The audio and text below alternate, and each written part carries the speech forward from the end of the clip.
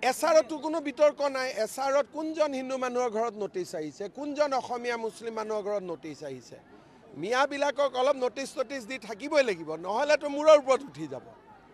মইতো আগতে কৈছোঁ যে পাৰো নোৱাৰো দিগদাৰি কৰি থাকিম। সেইকাৰণে ইয়াত একো লোকঢাক কৰিবলগীয়া নাই, মই দিগদাৰিয়ে কৰি আছোঁ। পাৰো নোৱাৰো পিছত হ'ব, কিন্তু দিগদাৰি কৰি থাকিব লাগিব। বুজি পাব লাগিব যে অসমীয়াই ক'ৰবাত নহয় ক'ৰবাত প্ৰতিৰোধ কৰি আছে। নহ'লে ক'তোৱে যদি প্ৰতিৰোধ নকৰোঁ, এইটো দেখোন ৱাক অভাৰ পাই যাব। সেইকাৰণে এছাৰতো 2-4খন নটিচ যাব, এভিকশ্যনত 2-4খন নটিচ যাব, বৰ্ডাৰ পুলিচৰ নটিচ যাব। এইবিলাক আমি উৎপাত কৰি থাকিম।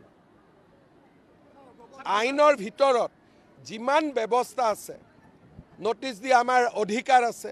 যিকোনো বিজেপিয়ে কমপ্লেইন দিব পাৰে, আমি দিম। বৰ্ডাৰ পুলিচক যিকোনোৱে কমপ্লেইন দিব পাৰে, আমি দিম।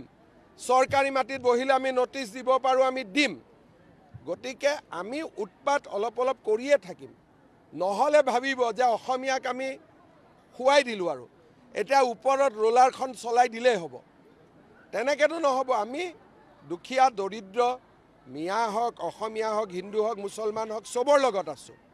কিন্তু আমাৰ জাতিটোক শেষ কৰি দিয়ক, তাৰ লগততো কোনো থাকিব নোৱাৰিব। জাতিটোৱে ক'ৰবাত নহয় ক'ৰবাততো প্ৰতিৰোধ কৰি থাকিব লাগিব।